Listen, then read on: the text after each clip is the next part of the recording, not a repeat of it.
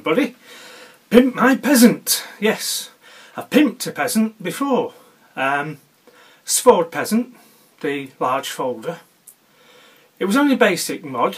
I didn't sand off. I stripped off the horrible lumpy varnish with some acetone and sanded the wood down and beeswaxed it. And I thought it was very nice. I also thought I would like to do another mod to a sword peasant, but go a bit further. And as it happened, I have another sword peasant. So what I'm going to do is walk you through the mods that I've done. As you can see, the finish of these knives is quite basic. Both the roughly varnished wooden handle and the uneven grind on the blade. So the first job is to strip the knife down. Quite simple construction, not many parts. Trying to remove the black scale with 400 grit paper just didn't work. It wasn't aggressive enough. I was trying to avoid making the blade any rougher than I needed to. But I ended up having to take it back to 180 grit just to get the black off, and there you can see the difference between the original finish and the side where I'd got the black removed.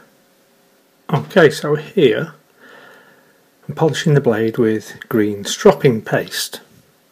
The reason being that the surfaces of the blade aren't flat.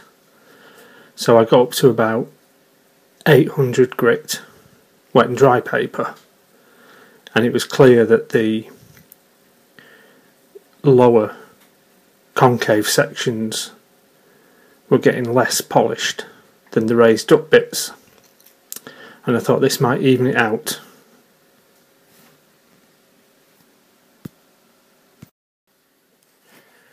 And I think we've achieved quite a nice satin finish on the carbon blade.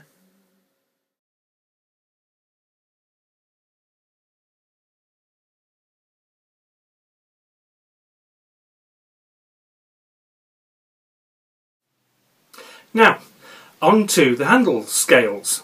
And yes, I do know I've got chili all down the front of my t-shirt. Thank you. I bought some U blocks from Scott at Wessex Blades. You all know Scott. Daft as a brush, lovely with it. I'll put a link I'll put a link in the description box below. Check him out if you've not heard of Wessex Blades. Excellent channel. So he sent me 4 pieces, and the way they've been cut, they make 2 fairly well matched pairs. And I was originally going to use a pair to make 2 scales, but the pieces are quite thick, and what I think I might do is see if I can split one right along the thickness, and that way, if I can make a decent job of it, I'll have the 2 pieces for scales, and I won't need to remove as much wood when I shape them.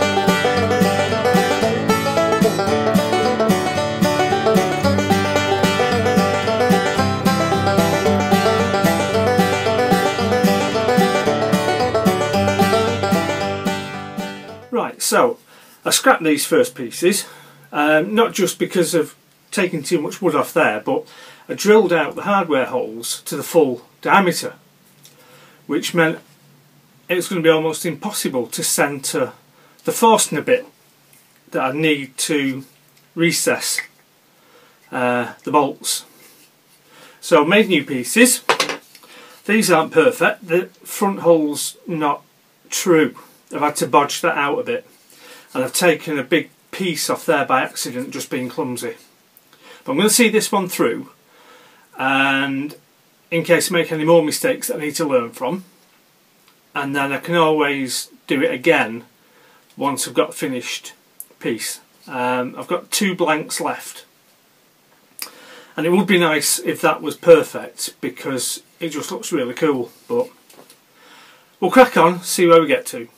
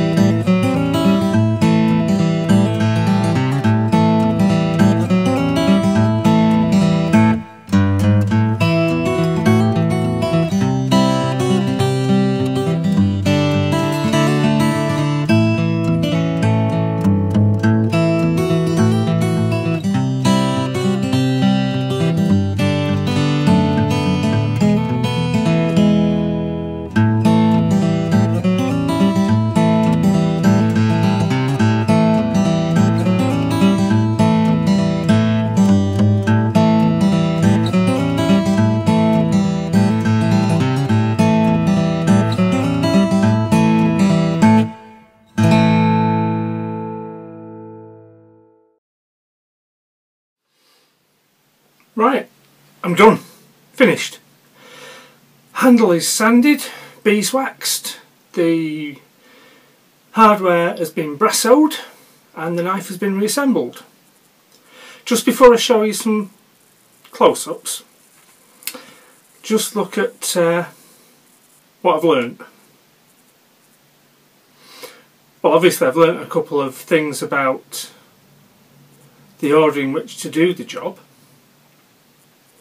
And I've learnt that doing all the shaping and sanding by hand is extremely dull.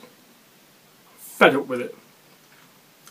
If I had a belt sander, it may have been different. I haven't done as much sanding as I could have done. You can still see some scratches on the handle, but given the type of knife it is, I don't think that's a massive problem. But you'll see anyway, make your own mind up. I didn't put the stop pin in, partly because I'm not entirely convinced you need a stop pin, and I wanted to see if I was right. Partly because I forgot to drill the fucking hole for it. So, this is what we've ended up with. See what you think.